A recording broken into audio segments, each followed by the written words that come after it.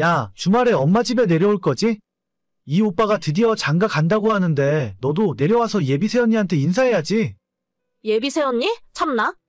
그거야 오빠 결혼식장 들어가기 전까지는 아직 모르는 일이지. 나는 이번 주말에 못 내려가. 이번에는 일단 부모님한테만 인사드려. 아니, 그래도 처음으로 큰맘 먹고 인사하러 오는데 가족들이 다 모여 있어야지. 넌 뭐가 그렇게 맨날 바쁜데? 나도 주말에 남자친구랑 약속 있다고. 예전부터 어렵게 예약해놓은 거라 어쩔 수가 없다. 미안. 근데 어차피 그 언니도 서울에서 회사 다닌다면서? 그럼 나중에 금요일 저녁이나 퇴근하고 만나면 되겠네. 굳이 엄마 집에서 만나야 하는 이유는 없잖아. 야, 옛날에는 내려오라고 하면 군말 없이 내려오더니 이제는 많이 컸다.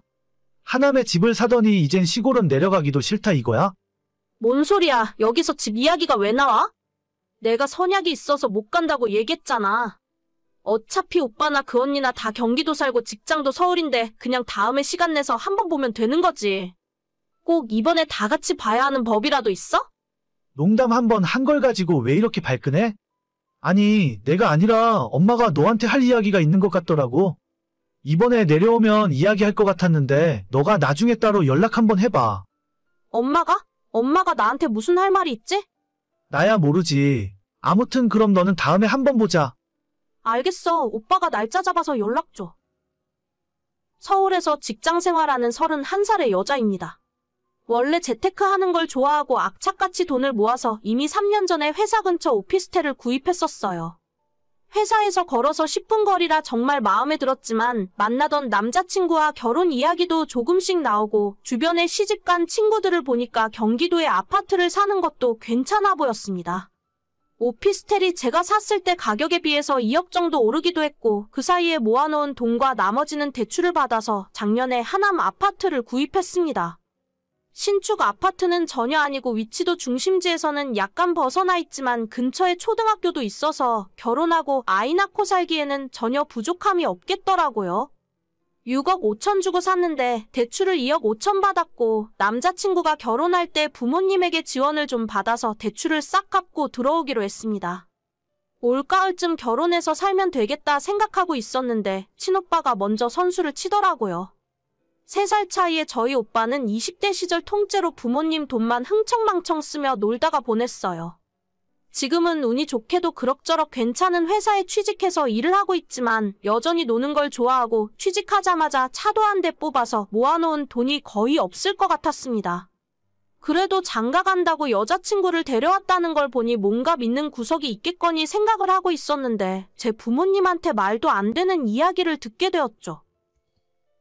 엄마, 나한테 뭐 할 말이 있다고? 주말에 못 내려갈 것 같아서. 무슨 말인데? 지금 해.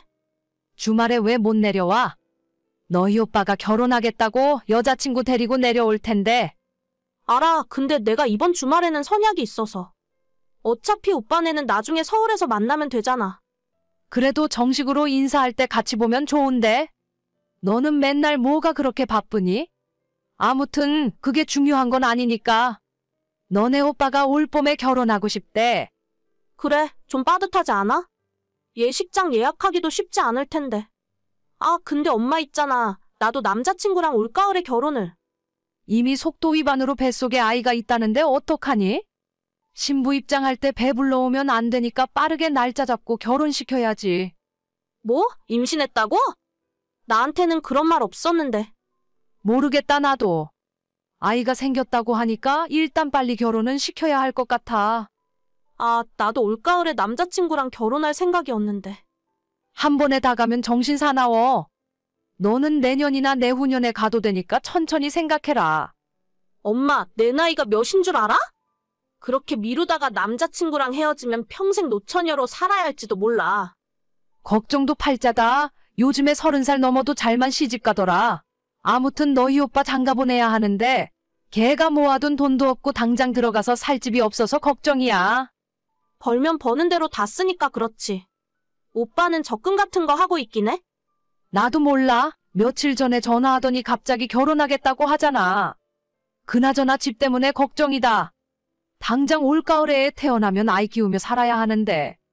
오빠는 예나 지금이나 왜 그렇게 대책이 없어? 뭐 대출을 받던 어쩌건 알아서 하라 그래. 엄마 아빠도 돈 없잖아. 우리도 없지. 서울에서 집을 어떻게 구해주니? 우리 사는 집 팔아도 거기 전세금도 못 맞출 텐데. 아, 진짜 어이가 없네. 그 인간은 남의 집 귀한 딸 데려다가 무슨 짓을 하고 있는 거야? 그래서 말인데 너가 일단 집 좀 빌려주면 안 될까? 뭐? 그게 무슨 소리야?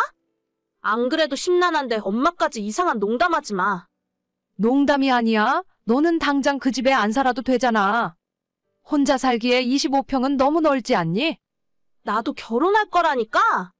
둘이 애 낳고 살면 25평도 좁겠지. 넓긴 뭐가 넓어? 너는 꼭 오래 해야 하는 것도 아니잖아. 걔네들은 당장 애가 태어난다고 하는데 어떡하니? 일단 결혼시키고 너네 집에서 한 2년 정도 살다 보면 그 이후에는 돈 모아서 따로 집 얻어 나가라고 하면 돼. 너는 그때 결혼하면 되잖아. 엄마, 진짜 자꾸 무슨 헛소리를 하는 거야? 오빠가 지 인생 등신같이 살았는데 그걸 왜 내가 책임져? 길바닥에 나한텐 둘이 손잡고 고시원에 들어가든 맘대로 하라 그래. 지금까지도 한 푼 못 모아놓은 인간이 결혼하고 애 낳는다고 해서 어떻게 돈을 모아? 평생 그 인간 뒷바라지 해줄 생각 없으니까 나한테 그런 부탁하지 마. 아무리 그래도 네 오빠야. 장남이 잘 풀려야 집안에 시끄러운 일 없이 잘 돌아가는 법이다. 너 마음 심보를 그렇게 쓰면 안 돼. 내 심보가 뭐가 어때서? 엄마나 오빠가 내가 집 사는데 10,000원짜리 하나 보태준 적 있어? 오빠가 엄마한테 용돈 받아서 술 처먹고 놀러 다니던 시간에 나는 맨날 야근하고 주말도 없이 일하면서 돈 모았어. 엄마야말로 놀부심보 부리지 마. 얘 진짜 말하는 것 좀 봐. 너 그러다가 후회해. 후회는 내가 아니라 오빠가 하겠지. 내 인생 내가 알아서 할 테니까 앞으로 헛소리 하려거든 연락하지 마. 너 정말 가족끼리 이럴 거야? 저보고 결혼을 뒤로 미루고 오빠한테 집 양보한 채로 나가 살라고 하는 게 말이나 되는 소리인가요? 어처구니가 없어서 정말. 엄마한테 말도 안 되는 소리 하지 말라고 단칼에 거절해버렸습니다. 저희 집안 분위기는 예전부터 이랬어요. 없는 집안 살림에 오빠한테는 모든 걸 다 해주고 저는 항상 뒷전에 찬밥이었죠. 그래서 아마 제 성격 자체가 독립심이 강하고 어릴 때부터 생활력이 좋았었나 봐요. 이걸 감사하게 생각해야 하는 건지는 모르겠지만요. 아무튼 엄마가 하는 소리를 거절했더니 10분도 지나지 않아 오빠한테 다시 연락이 왔습니다. 야, 진짜 너 그러기냐? 우리 사정도 좀 생각해줘. 너는 꼭 올해 결혼해야 하는 것도 아니잖아. 내가 결혼을 하건 말건 그게 뭔 상관인데? 미쳤다고 멀쩡한 내 집을 오빠한테 주고 나가서 살겠어? 당장 나는 어디 가서 살라고? 그러니까 사람 말은 끝까지 들어봐야지. 내가 지금 사는 곳 계약이 내년까지인데 아마 한번 연장할 수 있을 거야. 여기 집주인도 좋은 분이고 서울이라 너네 회사에서 출퇴근하기도 더 가까워.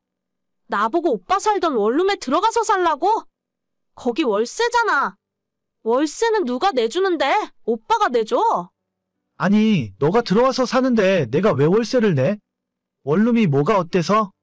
여기 있을 거 다 있고 걸어서 3분 거리에 편의점도 있어. 내가 대학 졸업하고 처음 회사 다녔을 때 이후로 원룸에서 살아본 적도 없어. 진짜 부끄럽고 창피하지도 않아.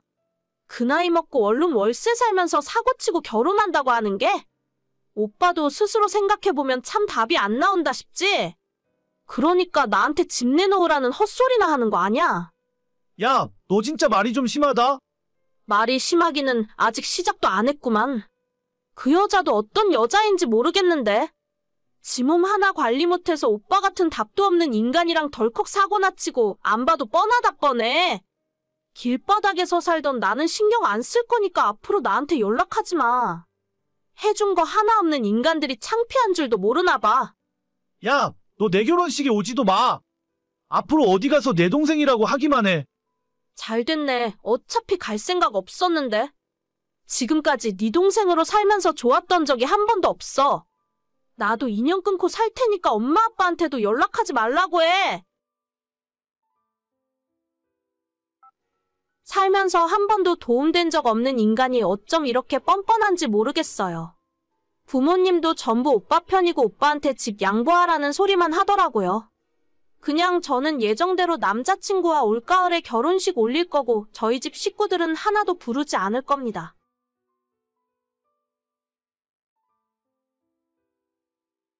아가씨, 우리 애 작아서 못 입게 된 옷이랑 새 옷도 2벌 사서 보냈어요. 그리고 보내는 김에 아이 영양제도 좀 넣었고 우리 애 잘 먹는 간식도 같이 보내요. 전부 우리 애한테 다 먹여봤던 거라서 안심하고 먹여도 돼요. 언니, 항상 너무 고마워요. 매일 언니한테 이렇게 받기만 해서 어쩌죠? 내년에 하영이 생일 때는 제가 선물 좋은 걸 해줘야겠어요. 아니에요. 어차피 크면서 못 입게 된 옷 보내는 거니까 신경 쓰지 않아도 돼요. 살림하랴, 애 키우랴 많이 힘들죠? 제가 집에서 살림만 하는데 언니에 비해 힘들긴 뭐가 힘들겠어요? 언니는 애도 키우고 밖에서 직장까지 다니고 있으니까 저보다 훨씬 바쁘고 정신도 없을 텐데 매번 이렇게 챙겨줘서 정말 고마워요. 그래요. 별거 아니니까 부담 갖지 마요. 다음에 또 좋은 물건 있으면 보내줄게요. 저는 7살 딸아이 키우고 있는 30대 후반의 워킹맘입니다. 그리고 신우는 저보다 3년 늦게 결혼했고 5살 딸아이를 키우고 있어요. 평범하게 맞벌이하며 부족함 없이 살고 있는 저희와는 다르게 신우는 신혼 초부터 지금까지 결혼 생활에 굴곡이 많더라고요. 하는 일마다 다 안 되고 신우 남편 장사하던 것도 아이 태어나고 얼마 못 가서 망해버리고 신우는 결혼 전부터 멀쩡히 다니던 회사가 한순간에 망해서 문 닫는 일도 생겼어요. 옆에서 그 모습 보면서 참 안 됐다 싶기도 하고 짠한 마음에 도와줘야겠다는 생각도 들더라고요. 결국 같이 비슷한 또래 딸 키우는 입장에서 조금씩 챙겨주기 시작했습니다. 언니, 나 너무 힘들어요. 집에서 애만 보는데도 가끔은 답답하고 화가 나서 미치겠어. 언니는 어떻게 애 키우면서 집안일도 하고 나가서 직장 생활까지 한 거예요? 그때도 좀 힘들긴 한데 그래도 시간 좀 지나면 괜찮아요. 너무 집에만 있다 보면 더 스트레스 받고 우울하니까 산책도 좀 하고 밖으로 나가봐요. 방금 엄마한테 전화했더니 애 키우는 거 다 그렇다면서 징징대지 말라고 하던데 진짜 이런 말 해주는 사람은 언니밖에 없다. 아이 키우다가 힘든 거 있으면 언제든지 이야기해요. 같이 딸 키우는 처지에 도와줄 수 있는 건 언제든지 도와줄 테니까. 언니 진짜 고마워요. 저번에 보내준 아이 옷도 너무 예쁘고 잘 맞더라고요. 다음에 또 모아서 보내줄게요. 스트레스 받지 말고 항상 좋은 일만 생각해봐요. 비슷한 처지의 신우가 마치 제 친동생처럼 느껴졌습니다. 측은한 마음에 잘해주고 싶었고 시키지 않아도 그때그때 필요할 것 같은 물건들을 사서 택배로 보내줬습니다. 시댁에 착한 며느리, 착한 새언니 소리를 듣고 싶어서 그런 건 아니었고 신우랑 제가 겨우 2살 차이밖에 안 나고 똑같이 딸을 키우고 있다 보니 동질감이 생겼나 봐요. 신우도 처음엔 그렇게 제가 물건 보내주면 고마워하고 미안해하는 모습을 보였었는데 시간이 지날수록 점점 당연하게 생각하고 얼굴에 철판을 깔았는지 뻔뻔해지더라고요. 언니, 이번에 여름 옷 좀 보내줘요. 작년에 입혔던 여름 옷이 사이즈가 잘 안 맞아요. 벌써 날이 이렇게 더운데 아이 입혀서 나갈 옷이 없어서 급해요. 여름 옷이요? 이번에는 별로 보낼 만한 것이 없는데 이따 퇴근하고 집에 가면 옷장을 한번 뒤져봐야 할 것 같아요. 작년에 하영이 입던 하얀 원피스 있잖아요. 그거 이쁘던데? 하영이는 커서 이제 안 맞죠? 우리 애가 피부도 하얀색이라 더 잘 어울릴 것 같지 않아요? 아예 못 입을 것 같은 촌스러운 것만 보내지 말고 예쁜 걸로 골라서 주세요. 저번 택배에는 유행 다 지나서 막상 입힐 것도 없더라고요. 하얀 원피스 그거 우리 애도 아직 입는 옷이에요. 사이즈 작은 다른 거 있는지 이따 집에 가서 한번 확인해 볼게요. 그리고 솔직히 말해서 애들 옷에 유행이 어디 있어요? 그냥 작아져서 못 입는 옷 보내는 건데. 그러면 다른 거 안 보내도 되니까 그 하얀 원피스만 보내요. 다음 주말에 어린이집 엄마들이랑 같이 키즈카페 갈 거라서요. 알겠죠? 내일 엄마가 언니네 집 들렀다가 우리 집에 온다고 하던데 그때 엄마 편으로 꼭 보내줘야 해요. 처음엔 호의로 시작해서 도와주게 되었는데 시간이 흐를수록 점점 더 대범하게 큰 걸 요구하고 나중에는 본인이 갖고 싶은 물건을 콕 집어 달라고 이야기하더라고요. 받았다고 고맙다는 말 한마디 없고 매달 한 번씩 뭘 달라 소리만 하기 때문에 이젠 신호 연락 받는 것 자체가 스트레스였습니다. 옆에서 보고 있던 남편도 처음엔 동생 사정이 딱하다고 불쌍해하더니 요즘 들어서는 자기 동생이 싸가지가 없다면서 아무것도 해주지 말라고 하더군요. 유행이 지났네 어쩌네 투덜거려도 어찌나 제가 주는 옷을 잘 입히는지 아이 사진 찍어서 시댁 단톡방에 올라올 때는 항상 제가 보내준 옷만 입고 있더라고요. 그렇게 신경 많이 쓰고 없어도 좋은 거 선물해주려고 노력했는데 이제 와서 고맙다는 소리 하나 못 듣고 신우한테 호구 취급이나 당하고 있으니 저도 이젠 해주기 싫더라고요. 언니, 하영이 작년에 입히던 여름 옷 좀 싹 다 보내주세요. 저번에 제가 말한 하영 원피스 그거 왜 안 보내셨어요? 하영 원피스 그거 우리 딸 입히면 진짜 이쁠 것 같은데?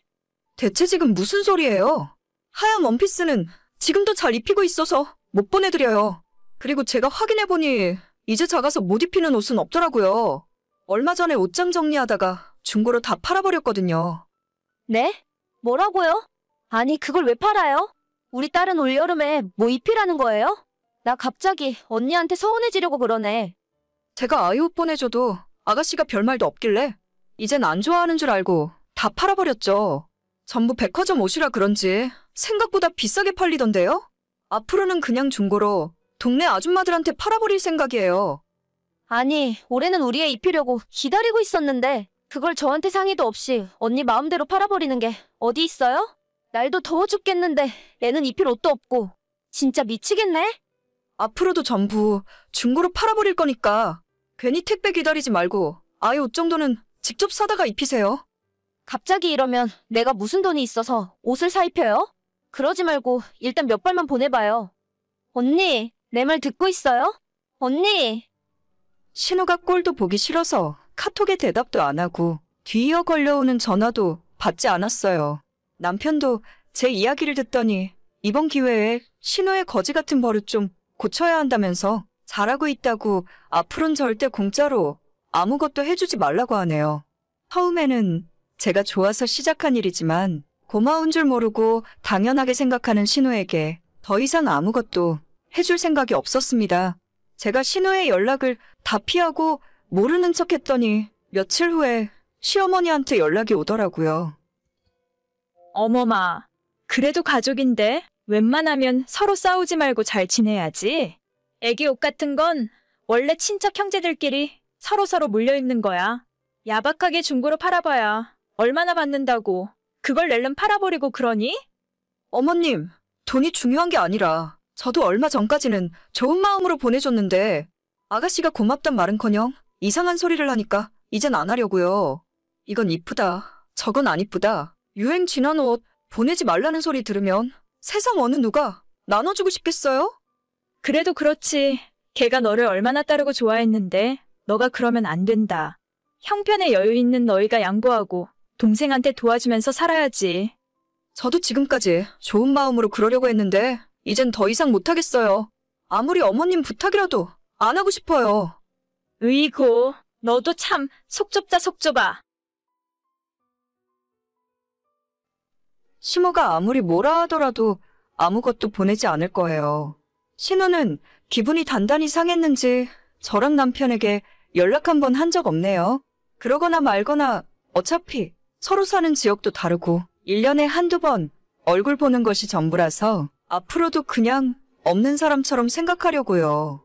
작아서 입히지도 못하는 아이 옷을 신우에게 선물로 주면서 고맙다는 말 듣고 답례받으려고 시작한 것도 아니에요.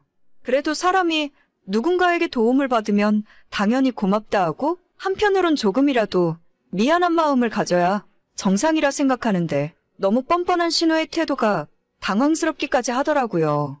마치 저한테 맡겨놓은 물건을 돌려달라는 줄 알았어요. 사실 이건 시댁 사람들에게 비밀인데 그동안 작아서 못 입게 된 저희 아이 옷은 중고로 판 적은 단 한 번도 없고 주변 친구들이나 제가 아는 동생들 중에 비슷한 또래 아이 키우는 사람들에게 전부 공짜로 나눠줬어요. 그 사람들은 가족도 아니고 따지고 보면 남인데 다들 한결같이 선물 받으면 고맙다 말하고 저한테 식사나 커피라도 사주거나 우리 아이 장난감이라도 선물해 주더라고요. 하지만 신우한테는 시원한 물 한 잔 얻어먹어 본 적이 없습니다. 그거 하나만 봐도 이번 기회로 인연 끊고 손절하길 정말 잘한 것 같습니다.